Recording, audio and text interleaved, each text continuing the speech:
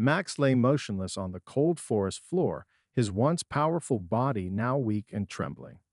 His thick coat, once gleaming with strength, was matted with dirt and dried blood. Every breath felt heavier than the last. The deep wounds on his side burned, a cruel reminder of the betrayal he never saw coming. He had spent years as a loyal companion, a protector, and a friend.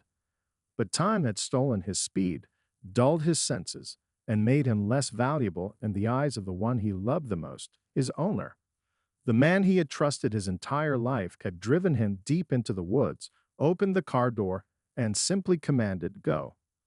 At first, Max had waited, convinced that his owner would return. He had barked, whimpered, and circled the same spot for hours. But as night fell, the realization crushed him. He had been left behind. Days passed in a blur. Hunger gnawed at his stomach, and his once powerful legs barely carried him forward. He had never hunted before, never needed to fight for survival.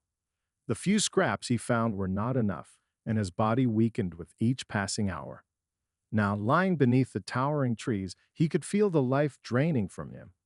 His vision blurred as the first stars twinkled in the sky. He was too tired to move, too exhausted to care. He closed his eyes, surrendering to the darkness creeping in. Then he heard it, soft, deliberate footsteps crunching against the leaves. His ears twitched, his instincts flaring to life despite his weakness. Something was approaching. The scent hit him next, musky, wild, unfamiliar. His heart pounded. A predator. Max forced his heavy eyelids open and turned his head slightly. In the dim moonlight, a figure emerged from the shadows. A pair of glowing yellow eyes locked onto him. A wolf. Not just any wolf. This one was old, its thick fur streaked with silver, its frame strong but worn by time. Scars lined its muzzle, each one telling a story of battles fought and survived. Unlike the other predators Max had encountered in the forest, this one did not lunge, did not snarl. It simply stood there, watching him in silence. Max tried to growl, but his throat only produced a weak, broken sound. His muscles tensed, ready for the attack he knew was coming. But the wolf did not move. The silence stretched between them, heavy with unspoken words. Why wasn't it attacking? Max's vision blurred again. The last thing he saw before darkness swallowed him whole was the wolf taking a slow step forward. Max drifted in and out of consciousness, his body refusing to obey him. The cold ground beneath him felt distant, as if he were floating away from reality. His ears twitched at the faint rustle of leaves, the subtle shifting of paws against the earth. He wasn't alone. Forcing his eyes open, he saw the wolf again, closer this time. Its yellow eyes gleamed under the moonlight, locked onto him with an intensity that sent a shiver down his spine. The old beast stood tall, its body still, its breath steady. Max's heart pounded. He had encountered wild animals before, foxes, raccoons, even a bear from a distance, but none had ever come this close, and certainly none had stared at him like this. Every instinct in his body screamed at him to run, to fight, to do something. But he couldn't. His muscles were too weak, his energy completely drained. He was defenseless. The wolf took a slow step forward. Max forced out a low, broken growl, but it had no strength behind it. The wolf did not react. It simply observed, its expression unreadable. Then something unexpected happened. The wolf turned its head slightly and let out a deep, rumbling sound. Not quite a growl, not quite a snarl. It was something different. A warning? A message? Max couldn't tell. The silence between them stretched, thick with tension. Max's eyes flicked toward the wolf's body, scanning for signs of aggression. Its posture was strong but not threatening. It wasn't crouched to attack, its ears weren't flattened, and its tail wasn't raised in dominance. It was waiting. A sudden gust of wind rustled the trees, carrying with it the scent of damp earth and something else, something familiar. The wolf. Max's mind, though foggy with exhaustion, registered the strange reality before him. If the wolf wanted him dead, it would have attacked already. It had the advantage. It was stronger, healthier, and in its own territory. Yet it stood still, watching him with something that almost felt like curiosity. Max shifted slightly, testing his strength. Pain shot through his body like fire, and he barely stifled a whimper. The wolf's ears twitched at the sound, its eyes narrowing slightly. Then, after what felt like an eternity, the wolf did something that sent a fresh wave of confusion through Max. It stepped back, just one step, not out of fear, not out of hesitation, it was something else. Max's vision blurred again as exhaustion pulled at him. His body betrayed him, dragging him back into darkness. The last thing he saw was the wolf, still watching, still waiting. When Max opened his eyes again, he wasn't sure how much time had passed. His body felt heavier, the pain in his side more intense, but there was something else, something warm and comforting surrounding him. The forest, though still dark, seemed quieter now, as if holding its breath. The wolf was gone. For a moment, Max wondered if it had all been a dream, a hallucination brought on by his weakened state. But the scent of the forest was still fresh, and the cool night air brushed against his fur. He was very much awake. Then, through the soft rustle of the trees, a familiar sound caught his attention. It was a gentle patting of paws on the earth, slow and deliberate. Max's heart began to race again. He braced himself, ready for whatever might come next. From the shadows, the wolf appeared once more. This time, it was carrying something in its mouth. Something. Alive? Max blinked, confused. The wolf lowered its head, placing a small piece of meat on the ground in front of him. It wasn't much, just a scrap of what appeared to be a fresh kill, but it was enough to make Max's stomach growl with hunger. The wolf stepped back and sat down, its eyes never leaving Max. The message was clear. Eat. Max hesitated, unsure. His instincts told him to be cautious, to question why this wild animal would help him. The last thing he remembered was the crushing abandonment by his owner, the one person he trusted. And now, this strange wolf, who could easily make a meal out of him, was offering him food. The wolf's steady gaze didn't waver. It was watching him with a strange calm, as if it knew what Max was feeling. His confusion, his wariness, his need for survival. Max's body ached, but his hunger was stronger. With a groan, he slowly leaned forward, his muscles protesting. The meat smelled fresh, its scent mingling with the crisp air around them. He could feel his stomach growling louder now, urging him to take the offering. He reached out and took the meat. The taste was surprisingly sweet, rich with the essence of life. He devoured it quickly, the energy from the food flooding his body. The pain in his side lessened slightly, the fog in his mind starting to clear. For the first time in what felt like forever, he felt alive again. Once the small meal was gone, Max lifted his head, looking at the wolf. The animal didn't move. It simply sat, watching, waiting. Max's eyes searched the wolf's face, trying to make sense of the strange kindness it had shown him. Why wasn't it attacking? Why wasn't it leaving him to die alone, as the humans had? The wolf's actions didn't make sense. The old wolf tilted its head slightly, as if acknowledging the unasked question. There was no growl, no bark, no snarl, only the quiet presence of the creature, as though it understood the meaning behind the silence. Max lay back down, his body still weak but his mind clearer. The wolf remained by his side, its watchful gaze never leaving him. And for the first time since his world had fallen apart, Max felt something he hadn't felt in what seemed like forever, a sense of safety, even if it was fleeting. Maybe he wasn't as alone as he thought. The days that followed felt like a blur of healing and confusion.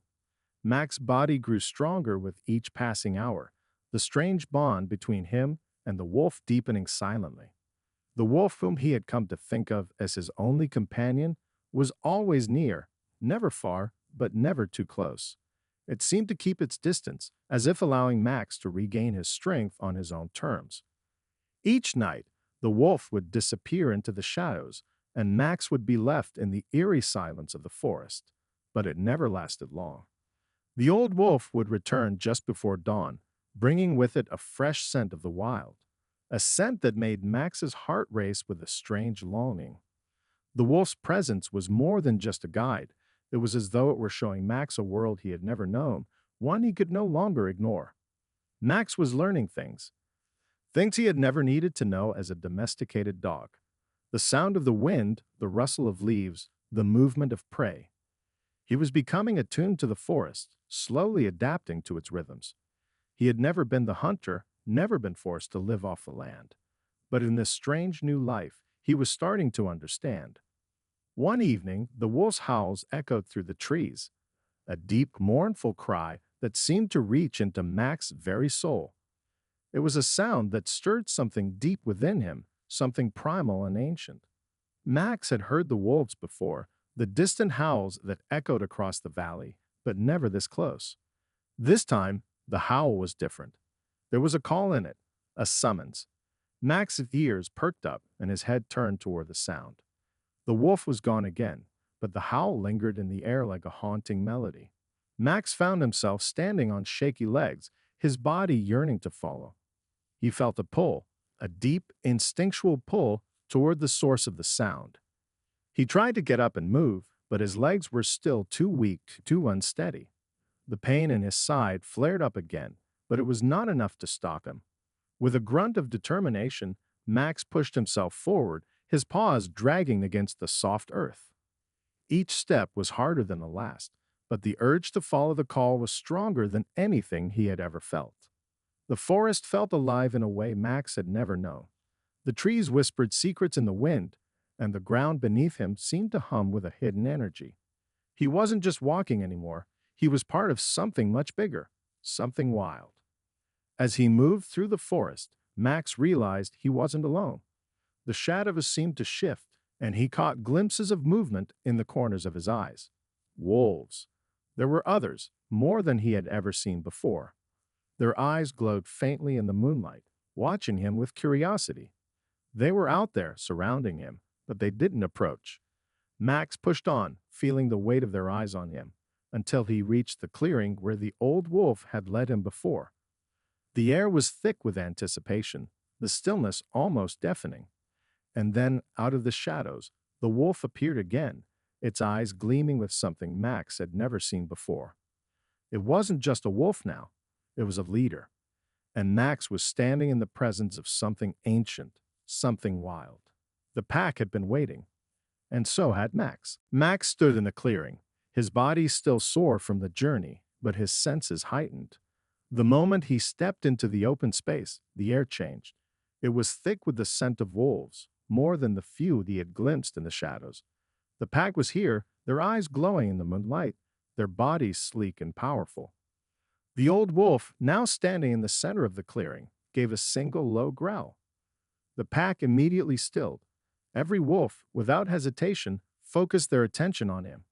Max's pulse quickened as he realized the significance of the moment. This wasn't just a group of wolves. This was a pack, a family, bound together by something deeper than mere survival. And he was standing among them, an outsider. Max's ears flattened instinctively as the wolves circled him, their eyes wary and distrustful. They didn't approach him aggressively, but there was no welcoming gesture either. They were judging him, sizing him up. He wasn't one of them. The elderly wolf stepped forward again, its body tense but calm. It faced the pack, standing tall and firm. The others waited.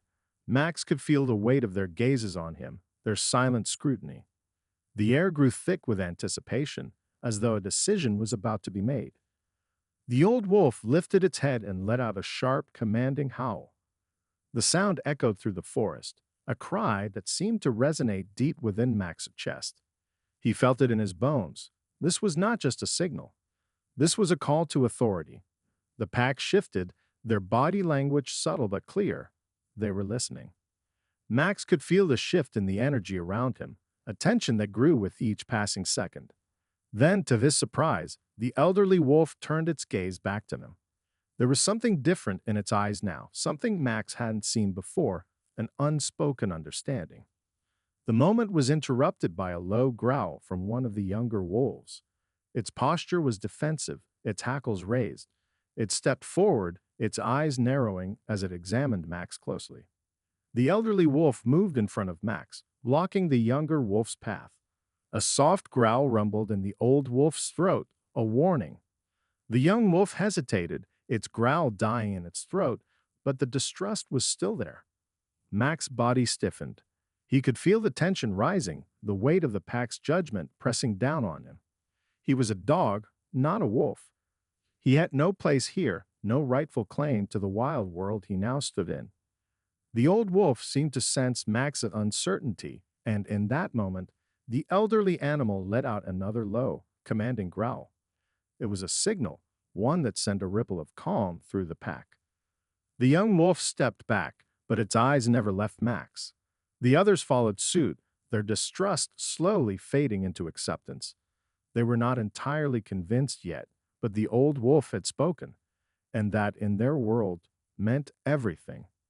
Mac's heart raced as the old wolf turned toward him, its eyes softening. The message was clear: you are not alone anymore. But to be one of us, you must prove yourself. The days that followed were filled with both uncertainty and a strange sense of purpose. Mac's had been accepted into the pack, but there was an unspoken challenge before him. He had to prove himself worthy. The pack watched him with a mix of skepticism and curiosity, and Mac's could feel their eyes on him constantly. He was not yet one of them. The old wolf, his silent protector, never left his side. It was as if the wolf knew exactly what was at stake. Every night they would venture into the forest together. Mac's followed the elderly wolf closely, studying its every movement. The way it sniffed the air, the way it silently navigated through the underbrush, the way it moved with such purpose, it was a life Mac's had never known. One evening, the old wolf led Mac's to the edge of a dense thicket. Mac's could feel the shift in the atmosphere, a sense of something coming. The wolf paused, turning its head to look at him. It was as though it was preparing him for something. Mac's instincts told him something big was about to happen. The old wolf lifted its nose to the air, taking in the surrounding scents. It was hunting. Mac's heart pounded as the realization hit him. He was going to hunt. Without warning, the old wolf broke into a run, its body moving swiftly through the trees. Mac's hesitated for a moment, unsure, but then his instincts kicked in. He pushed himself forward, following the wolf's lead, his legs protesting as they carried him through the thick brush. The pain in his side flared up, but he ignored it. The pack was watching, and the challenge had been set. He had to prove himself. They moved as one, the old wolf leading with quiet precision, and Mac's struggling to keep up. Suddenly, the wolf stopped. It crouched low to the ground, its body tense and focused. Mac's slowed to a halt, his heart racing. Ahead of them, a deer was grazing peacefully, unaware of the predators lurking nearby. Mac's breath hitched. This was the moment. The old wolf's eyes never left the deer. With a flick of its tail, it signaled to Mac's. He had to act. Mac's, still unsure of himself, moved forward cautiously, keeping low to the ground. The deer's ears twitched, sensing something, but it was too late. The old wolf launched itself forward with terrifying speed, closing the distance between them in a heartbeat. Mac's followed suit, his muscles straining as he pushed himself harder. In the chaos of the hunt, Mac's found his stride. He darted forward, lunging at the deer's flank, but the animal was quick, twisting away. The old wolf growled, frustrated but undeterred. It circled the deer, forcing it into a corner, and Mac's, now emboldened, closed the gap. He leaped forward, pushing himself harder than he ever thought possible. With a final coordinated effort, Mac's and the old wolf brought the deer down. The sound of the animal's struggle faded into the night, and Mac's stood panting, his body trembling from the effort. The hunt was over. They had succeeded. For a moment, Mac's just stood there, his body still and exhausted. But when he looked up, the old wolf was staring at him, its eyes glowing with approval. The pack had gathered nearby, watching silently, and in their eyes, Mac's saw it, a new recognition. He had passed the test. He was no longer an outsider. He was part of the wild. The night after the hunt, Mac's slept soundly for the first time in weeks. His body, exhausted from the struggle, was at peace. The quiet of the forest wrapped around him like a comforting blanket, and the scent of fresh earth and pine needles filled the air. But even in his sleep, the pull of the wild was strong. It was no longer just a distant idea, it was his life now. When he awoke, the clearing was bathed in the soft glow of early morning light. The pack had already begun to stir. The old wolf, ever watchful, was standing nearby, its eyes scanning the horizon. Max blinked in the soft light, still adjusting to the reality of his new life. The wolf was more than just a guide. It was a leader, and Max knew now that it was time for him to learn what that truly meant. The old wolf had brought him into this world, but now it seemed to expect something more. There was a certain heaviness in the air, a quiet urgency. Max felt it in his bones. The time had come for him to take his place, not as an outsider, but as a member of this pack. The elderly wolf moved toward Max, its posture strong yet fluid. Without a word, it motioned for him to follow. Max, still adjusting to his new role, obeyed without hesitation. They walked together in silence, the pack trailing behind them, each wolf keeping a respectful distance. The forest was alive around them, the sounds of the wild echoing in every direction. As they moved deeper into the woods, Max began to notice something different. The pack was not just following, it was watching. Every move he made, every step he took, was under their scrutiny. There was a quiet tension in the air, as if the wolves were waiting for something to happen. The old wolf stopped in a small clearing, its body facing Max, as if waiting for him to take the next step. The others stood at the edge of the clearing, their eyes fixed on the two of them. Max's heart raced. What was happening? Without a word, the old wolf lowered its head, as though acknowledging something. Then it stepped aside, its gaze still locked onto Max. Max hesitated for only a moment before stepping forward. The old wolf had shown him the ways of the wild, had guided him through the harsh realities of the forest. But now Max realized he was expected to lead. He was expected to take the mantle.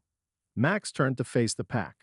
Their eyes were filled with anticipation, waiting, watching. For the first time, Max felt a deep sense of responsibility. He wasn't just part of the pack now. He was one of them. The air around him seemed to hum with energy, and in that moment, Max understood. The forest had become his home, the wolves had become his family, and the old wolf, his mentor, had passed on the torch. With a steadying breath, Max lifted his head. The wolves were looking to him now, not as a weak, abandoned dog, but as their new leader. The pack had tested him, and he had proven his strength. And so, without a sound, Max stepped forward into his new role. He was no longer an outsider. He was one of the wild. He was a leader. The call had been answered. The pack was his. The days that followed were nothing like Max had ever known. He had taken his place in the pack, not through dominance or force, but through quiet leadership and trust. The wolves respected him, not because he fought hardest or howled loudest, but because he had proven himself capable of understanding the needs of the pack and guiding them toward survival. He had earned their loyalty through actions, not words. The old wolf, now visibly weaker than before, had become a shadow of its former self. The years had caught up with it, but there was no bitterness in the way it watched Max from the edges of the pack's activities. It wasn't a departure, it was a passing of the torch. The old wolf had led for so long, but now it was time for Max to carry on its legacy. And though the elder wolf no longer participated in the pack's hunts or scouting missions, it was always nearby, offering its quiet guidance when needed. Max learned quickly. He learned how to track prey through the thick underbrush, how to lead the wolves in coordinated hunts that brought them food and ensured their survival. The pack became more than just a group of wolves. It became a family. Each member had its role, and Max ensured that every wolf contributed, no matter how small their task. But Max's greatest challenge was not the hunt. It was the day-to-day balance of leadership, the ability to keep the peace, to make difficult decisions, and to guide the pack through the ever-changing rhythm of the forest. The wilderness was as beautiful as it was dangerous, and the pack faced constant challenges. There were rival wolves from other packs, territorial disputes, and the ever-present threat of starvation during the harsh winters. But Max learned to navigate these challenges with wisdom, keeping the pack safe and unified. There were moments of uncertainty. The pack's trust in him was not absolute, and there were times when some wolves questioned his decisions. A few younger wolves, eager for their own leadership, tested his authority, but Max handled each challenge with patience. He knew that leadership was not about asserting power, it was about guiding others, understanding their needs, and making the hard choices when necessary. Over time, the younger wolves began to respect Max not just as the leader, but as a teacher. He showed them the importance of cooperation, of trusting each other, and of honoring the traditions of the pack. The bond between them grew stronger, and Max found himself more at peace in his role. As seasons passed, Max became more than just a leader. He became a legend, a symbol of resilience and strength. The story of the dog who had been abandoned by his owner, only to rise and become the alpha of a wolf pack, spread through the forest, carried by the wind and whispered by the trees. On a quiet evening, as Max stood at the edge of the pack's territory, looking out over the vast expanse of the forest that had become his home, he felt the weight of everything he had overcome. He had gone from an abandoned, dying dog to a proud, respected leader of a wolf pack. He had earned the title of Alpha not through brute strength, but through compassion, wisdom, and the ability to adapt. The old wolf, now frail and slowing down, stood beside him, its eyes glowing with approval. Max nodded to the elder, a silent thank you for the guidance, for the lessons taught without words. The pack, strong and united, gathered around them.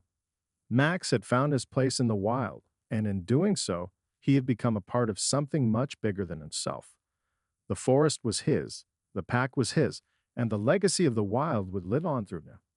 He had proven that no matter where you come from or what you've endured, the strength to lead and the will to survive is within you.